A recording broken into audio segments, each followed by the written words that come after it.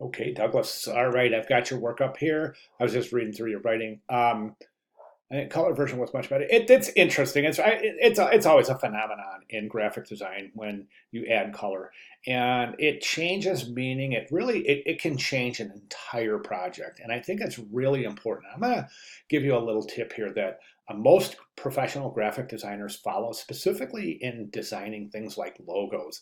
Um, I should say, especially in designing things like logos, icons, symbols, etc. Typically, when we design logos or icons, symbols, we design in black and white. And the reason being is because there's an old graphic design proverb that says if design doesn't work in black and white, there's no way it can work in color. And to a very high degree, I agree with that. And when you think about it, the reasoning behind that is that you have form. Okay, when you're working in black and white, you're working strictly with form. Once that form is recognizable and effective, you can start adding color. When you add color, if it affects the form in a negative way, it's time to change the form. However, the reason we don't work in color is because you're adding a lot of meaning to the piece when you add color. So instead of having all of that to keep track of as a designer, we work on form first in black and white, then we move to color. And I think to a high degree, your comment here kind of is a good testament to that exact thought process and that the idea behind that design proverb, right? So anyway, let's go ahead and jump to the work. I've got your work up right here.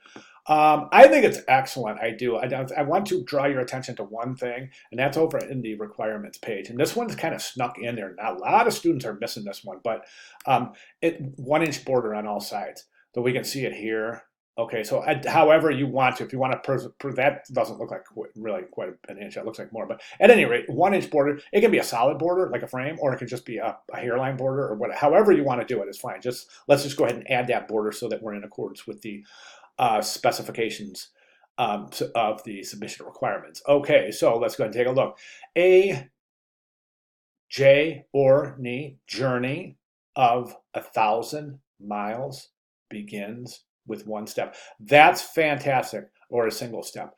I don't remember exactly verbatim how it goes, but hey, you want a real challenge? I'm saying this is very, very effective, and I think as far as I'm concerned, I think I've just got a couple of recommendations, and you're done. But if you really want a challenge, attempt Rebus with no letters and no words and no numbers.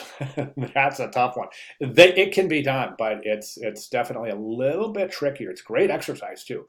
So a couple of comments here. Now we can see stylistically there's some differences that we don't really catch the first time around in black and white. And again, the color adds meaning, right? So let's go ahead and take a look. So right here, I think, okay, a journey of 1,000.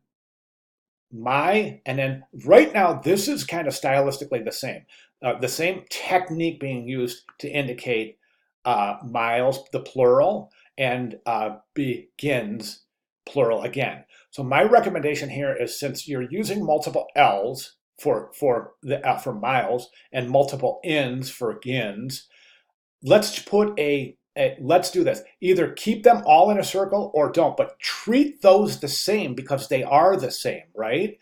So either encapsulate them in a circle or don't, but make sure both. Now, the other recommendation is this. So since this is plural, miles, not my L, I know you've got multiple miles, but maybe even add an apostrophe S to the L's. So 1,000 miles, right?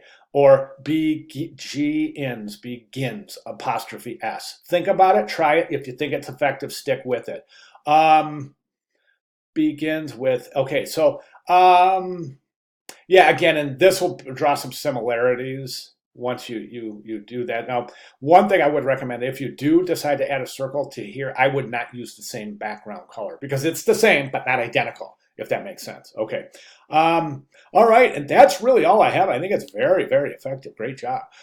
So those are my only recommendations. I think after that, I think you're good to go. So if you want to run it by me again before Sunday, that's fine. But I think you'll be just fine. So let's go ahead and concentrate on those, just wrapping things up here and finalizing things. And great job. Good project. Thanks very much for sharing.